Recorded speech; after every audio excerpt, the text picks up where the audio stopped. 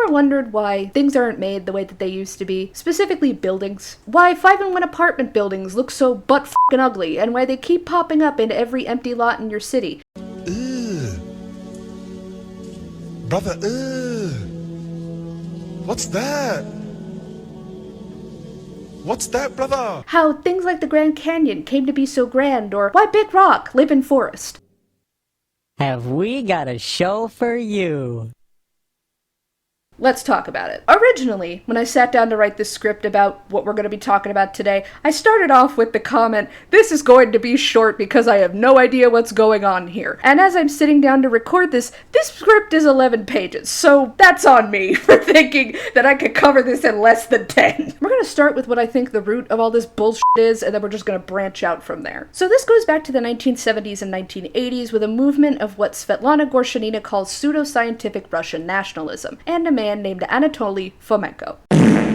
Fomenko was born on March 13, 1945 in Donetsk, which was then the USSR and is now Ukraine. Fomenko published his first fiction story, The Mystery of the Milky Way, in the Russian language publication Pioneer Truth in 1959. Fomenko is both a mathematician and a philologist, which is someone who studies oral and written historical sources, who currently teaches at Moscow State University. He's still alive! Fomenko is a notorious historical revisionist, writing a series known as, quote, the New Chronology, first published in the mid-1970s and early 1980s. So, before we get into anything else, let's talk about that whole thing. The New Chronology is something that is split into 3 schools, which concern Fomenko, Glasgow, and Roll, but we're only gonna look at Fomenko because if I spend too much time looking at this shit, I'm gonna go fucking crazy. Just buckle up. Stay with me here. Oh yeah, it's gonna be a wild ride. Strap me on. Wait, did I say on? I meant strap me in. You know what? Either way. Fomenko's work is rooted in the work of Russian scholar Nikolai Morozov and French scholar Jean Hardwin, although the word scholar is doing a lot of heavy lifting there. Fomenko constructs an entirely different world history timeline which compresses all history between the Neolithic period and the early European Middle Ages into less than 1,000 years, which squishes everything between 10,000 BCE and the 10th century CE, which is condensing almost 11,000 years of history, into less than a tenth of the time. You like me ain't gonna lie, bro. I'll give you that. A nigga like me ain't gonna lie. I'll give you that. You look like a ain't gonna lie. I'll give you that. You look like a ain't gonna lie. I understand. I get it. On its own, that's impossible. You just can't make that shit up. You just can't fucking do that. However, in classic fashion, Fomenko claimed that he never made it up and that written history only emerged in 800 AD, because allegedly no information exists about anything that happened between 800 and 1000 AD. They actually all took place between 1000 and 1500. Be so fucking serious, dude. Numerous scholars in both Russia and America have debunked the claims that he asserts in the collection of writing because it is totally inconsistent with any of the scientific methods that have ever existed. This includes some of the most well-known methods to date remains or fossils, which are like dendrochronology, which is dating trees by rings, and radiocarbon dating, which is dating an item using a radioactive isotope of carbon. Another method of dating that I learned about while I was researching this is obsidian hydration dating, which is used to determine the age of something made of obsidian based on how much water it has taken up due to the measurable rate at which it absorbs water when exposed to the atmosphere. Fomenko said, "F all that, I'm making my own shit up." So all of that is important because according to Gorshanina, Russian pseudoscience is heavily influenced by Russian nationalism. So in using Fomenko's New Chronology, other people in the Russian pseudoscience space refer to Russia as, quote, Tartaria, because they claim it to be Russia's, quote, true name, a derivative of the word Tartary, which is what Western literature and cartography referred to Central Asia and Siberia as from the 13th to 19th centuries. The conspiracy grew so prolific from its mainstreaming in 2016 that in 2020, the Russian Geographical Society had to put out a statement debunking the conspiracy as false. So then, this begs the question as to why you, as somebody outside of the Russian language conspiracy space, keep seeing the uncle that your parents don't really invite to family functions anymore, posting about Tartaria in between whining about the price of Newports and his child support. According to Zach Morris for Bloomberg,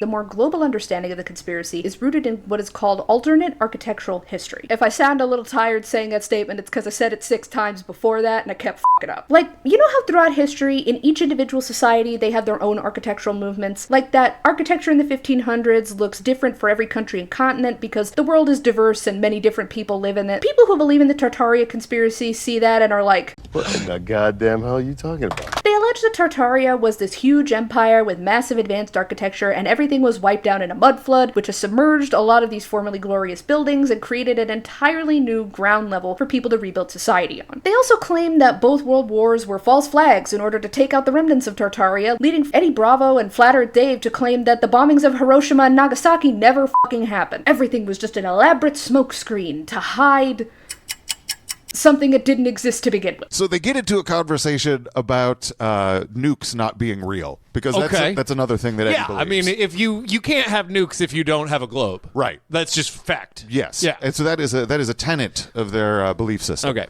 I know. I mean, I'm just totally focused on Trump being indicted, convicted, and World War III. But let me guess, there's no nuclear weapons, right, Eddie? Absolutely not. 100%. No, I've heard this before. I've been Love around that a certainty. while. So there's no nuclear weapons. So It's meant for fear. It's meant for control. This is all about control. Well, what real technology is there?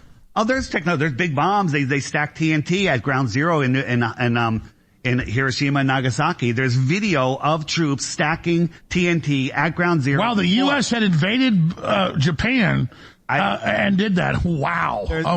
It's pretty exciting. War is a theater. That's why they call it the theater of war. Which is so crazy as a thing to say where people could see and identify you. Because I implore both of those two absolute fucking idiots to look a survivor of both of these bombings in the face, to look one of their children or their descendants in the face and say it to them exactly like that. Oh yeah, you know this thing that happened to your ancestors that has forever changed the face of your country, that has permanently mutated generations of people who live in your country? Yeah, that never happened. You're making a big mountain out of a molehill.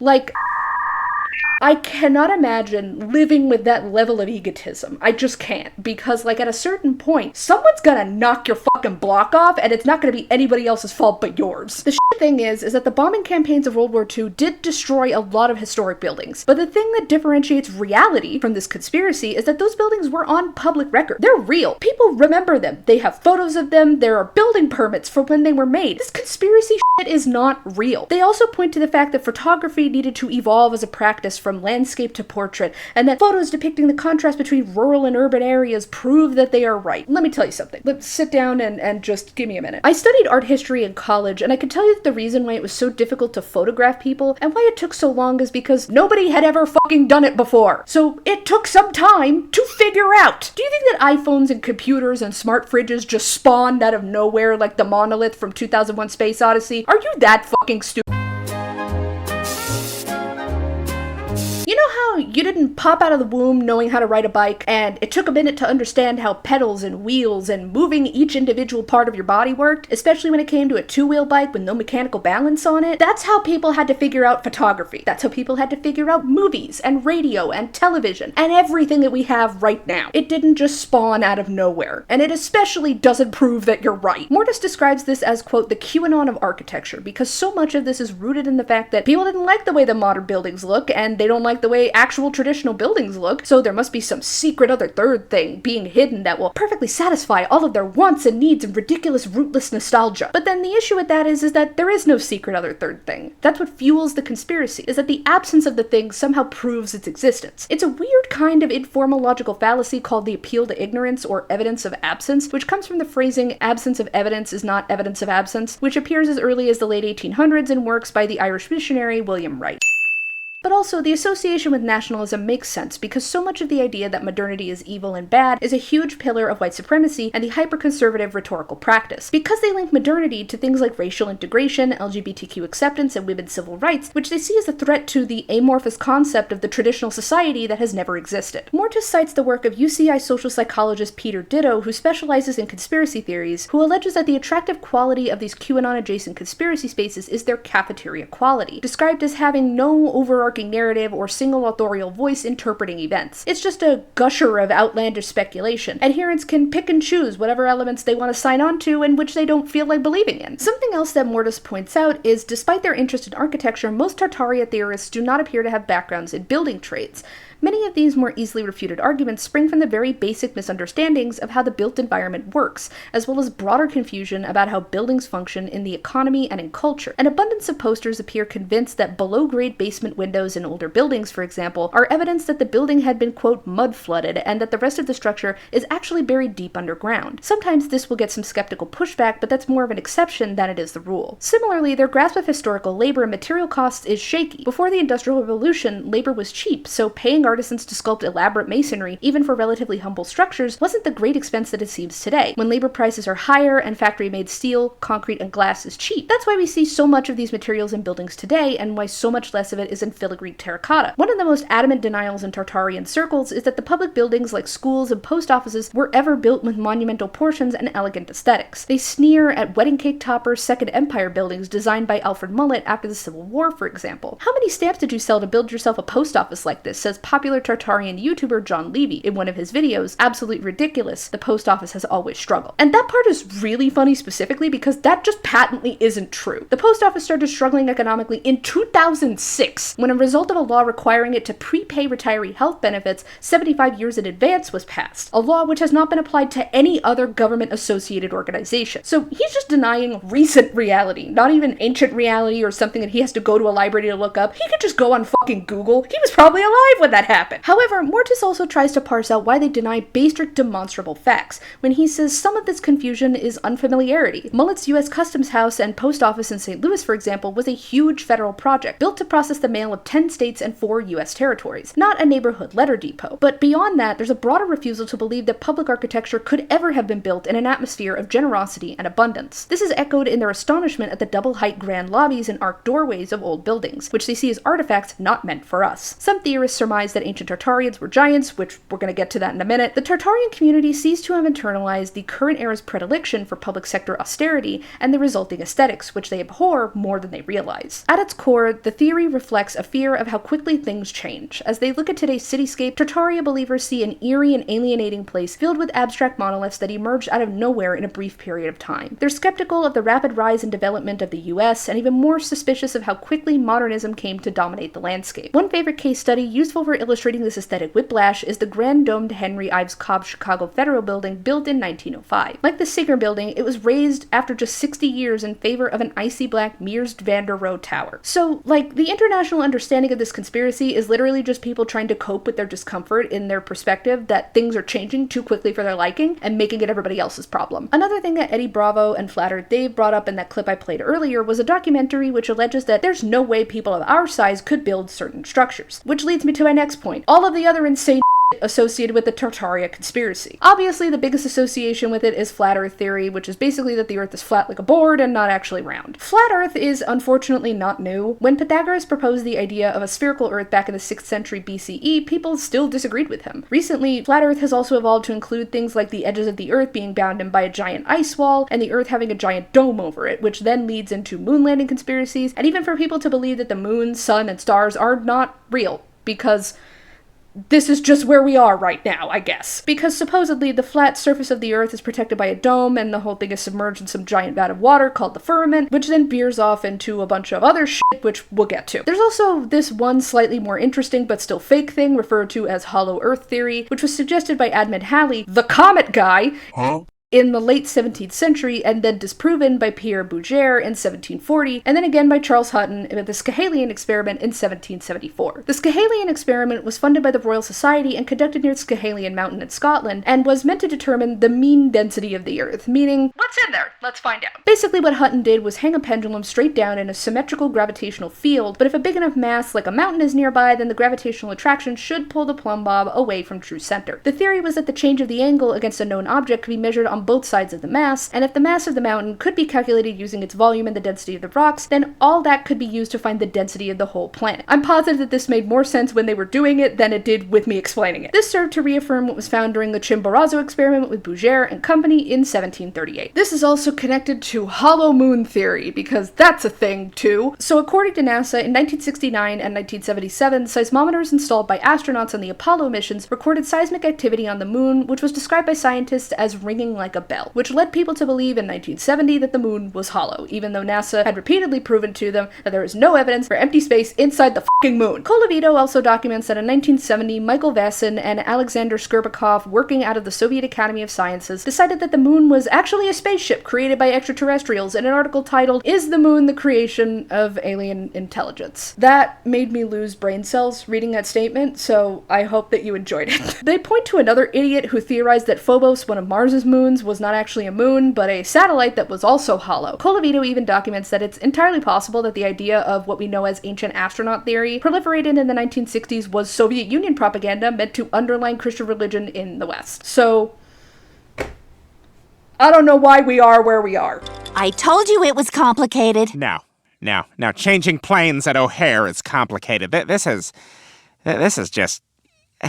Franny, what is this? A big part of flat earth nonsense is the idea that stone buttes and mesas are actually fossils of giant trees that have been chopped down, and all the trees that we see in forests are actually bushes. According to Sam Chris for The Atlantic in 2016, it was first posted by a Crimean man calling himself Eudin Rusi, saying, "There are no forests on flat earth, wake up," which has been viewed hundreds of thousands of times, spawned hundreds of blog posts in the broader flat earthosphere, and at the time of writing has gathered over 10,000 response videos.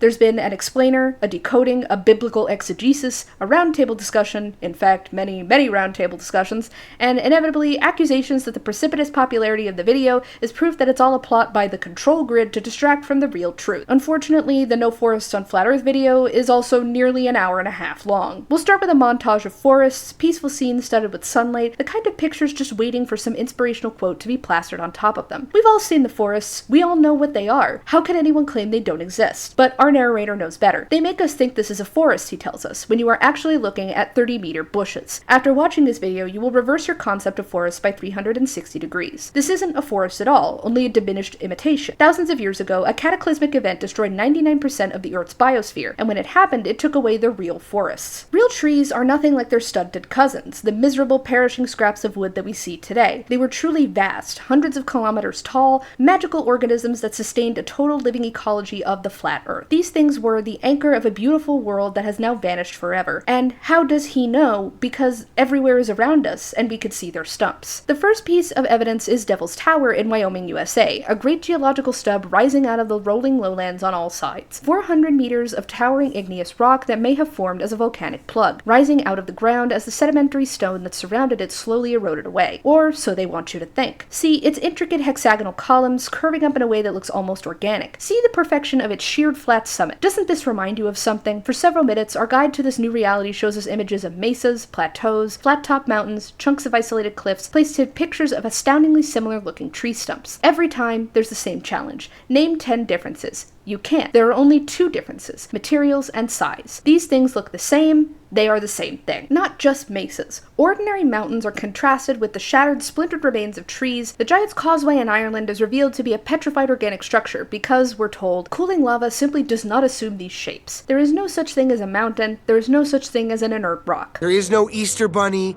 there is no Tooth Fairy, and there is no Queen of England. Everything we walk on was once living wood. The mountain ranges were once tremendous forests reaching up to the stellar canopy, providing a link between humanity and the celestial spheres. The Earth was really flat, but some malignant power cut all these trees down using vast machinery, and ever since they've been gouging into the corpse of the Earth, mining dead trees for precious minerals, carving deep quarries that we in our ignorance call gorges and canyons. You can see the monstrous tracks leading away from Antarctic valleys. We think they're natural. We even think that the traces of our destruction are somehow beautiful. At this point, the video starts to lose focus. The narrator alleges that a nuclear war took place in the 19th century, that large bathtubs are proof of the technological complexities of various ages, that volcanoes are massive slag piles, boiling with reactive chemical waste. All of this is obvious nonsense, but it's worth thinking about why it's had the impact it has. Normally I would roll my eyes at this because I think the philosophy of seeing things from both sides has pretty much lost all meaning in 2025, but the reason why this is significant is because so much of this ultimately leads back down the road of racist conspiracies, and unfortunately trying to pinpoint why this is so prolific requires examining the quote-unquote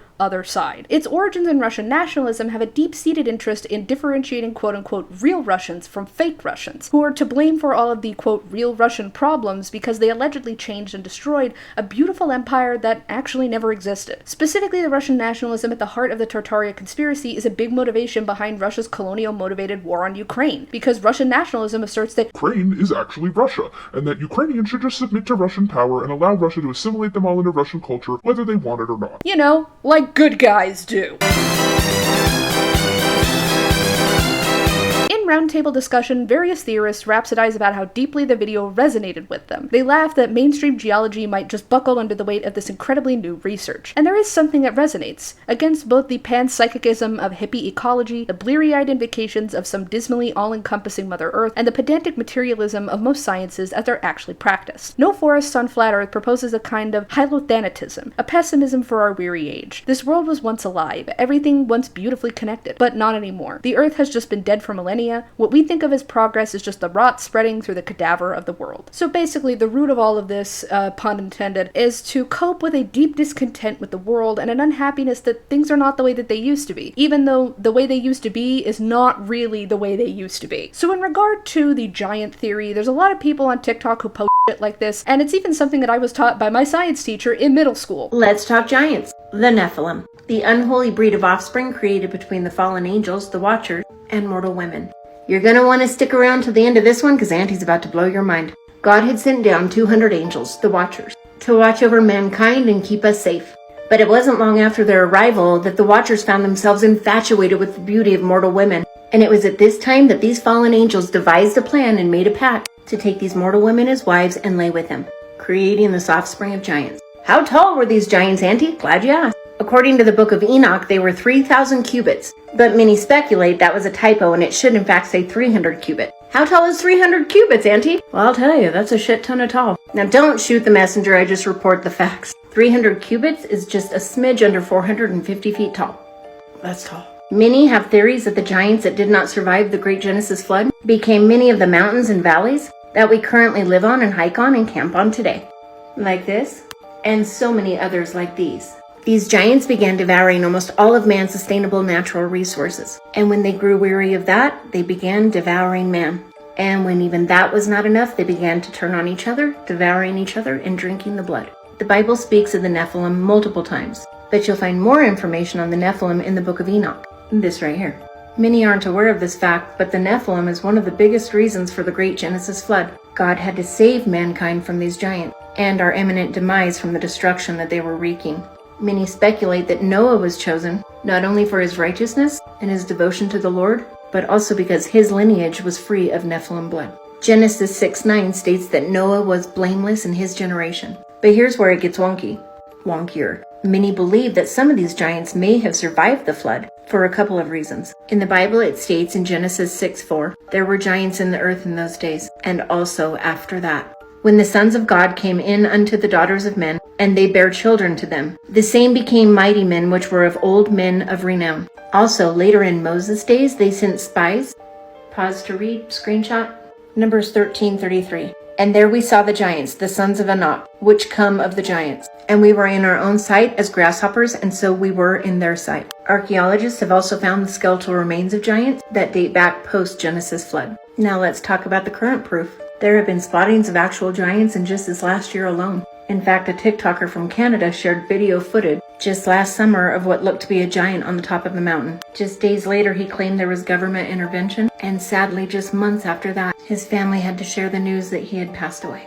And a few months ago on social media, there was more footage of a giant in Mexico. Now I'm gonna blow your mind. Have you ever wondered what happened to the souls of the Nephilim? And now the giants who are produced from the spirits of the flesh shall be called evil spirits here upon earth. And on earth shall be their dwelling. Book of Enoch chapter 15 goes on to explain, they shall be the evil spirits upon earth that destroy, attack, and cause war. They are the evil spirits on earth. Boo!